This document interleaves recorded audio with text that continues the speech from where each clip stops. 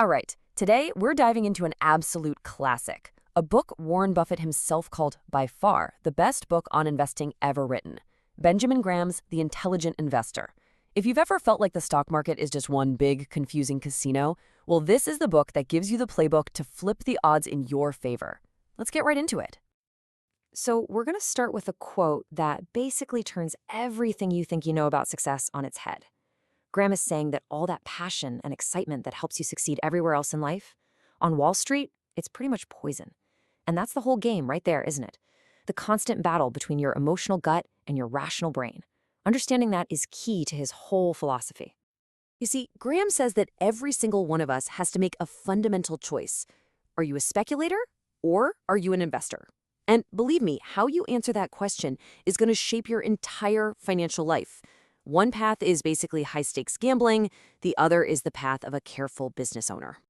Okay, so first, let's take a little walk through a door that tempts just about everyone, the Wall Street casino. You know the vibe, right? It's the world of hot tips, constant trading, and that siren song of getting rich quick. It's a thrill, it's fast-paced, and according to Graham, it's a fantastic way to lose all your money.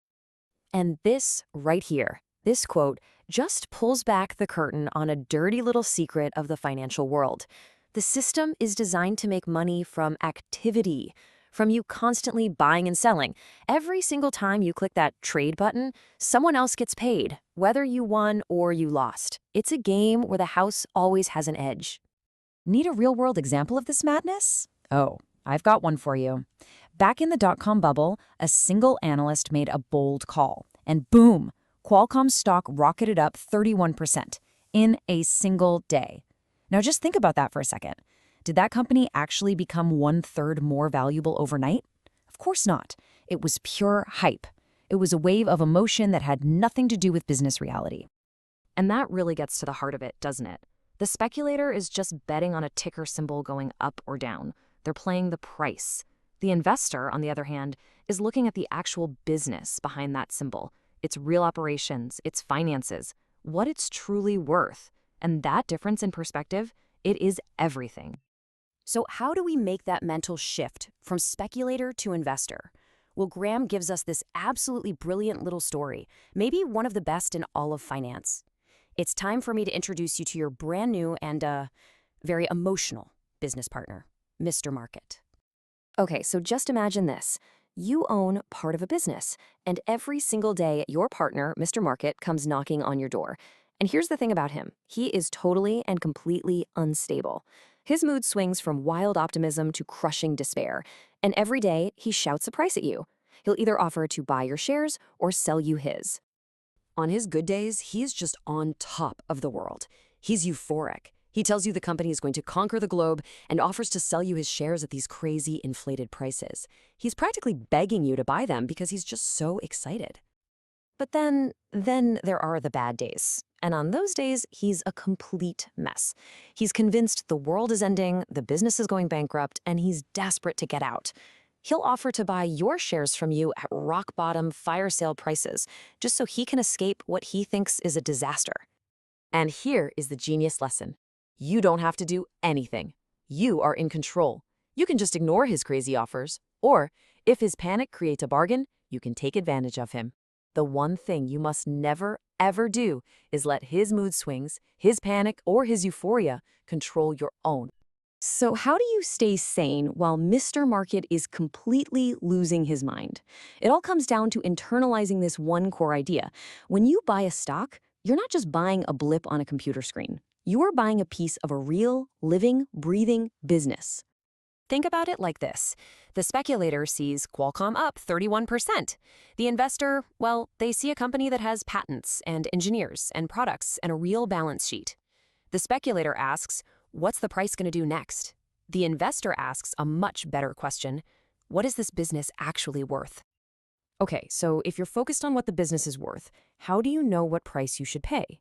This brings us to what Graham called his most powerful concept, his secret weapon, the margin of safety. You can think of it as the ultimate financial shock absorber. All right, let's make this really, really simple. Imagine you've done all your homework. You've analyzed a business from top to bottom, and you've decided its true fundamental value is exactly $1 per share. Now along comes Mr. Market on one of his bad days, totally panicked, and he offers to sell you that exact same share for just 66 cents. The intelligent investor sees that gap, that difference between the price and the value, and knows it's an opportunity. That 34-cent difference is your margin of safety. It's your cushion. It's the buffer that protects you if you were a little bit wrong in your math, or if the economy takes a surprise hit, or if Mr. Market gets even crazier tomorrow. It's the simple, powerful principle of not overpaying for things. So this all sounds great, but how do you actually put it into practice? Well, Graham provides a really clear action plan for what he calls the defensive investor, which, let's be real, is most of us who aren't full-time financial pros. First things first, build a balanced portfolio. Graham's simple but really powerful rule was to keep a 50-50 split between stocks and bonds. He said you should never let stocks be less than 25% or more than 75% of your money. It's like a built-in stabilizer that stops you from getting too greedy when the market is high or too scared when it's low. And for picking the actual stocks, he laid out 4 simple, powerful rules. 1. Don't put all your eggs in one basket. Diversify across at least 10 to 30 companies. 2. Stick with the big, well-known companies that have solid finances. 3. Look for companies with a long history of paying out dividends. It's a great sign of financial health. And 4, the golden rule, always limit the price you're willing to pay. Make sure you get that margin of safety. This quote just sums it all up perfectly. You have to be an independent thinker. Forget the noise, forget what the crowd is doing, forget Mr. Market's mood swings. Your success comes down to the quality of your own homework and the soundness of your own judgment. That's it. And that leaves us right back where we started. You've now seen the 2 different paths laid out by one of the greatest financial minds in history. So which one are you going to choose? Are you going to gamble in the casino, or are you going to own the business?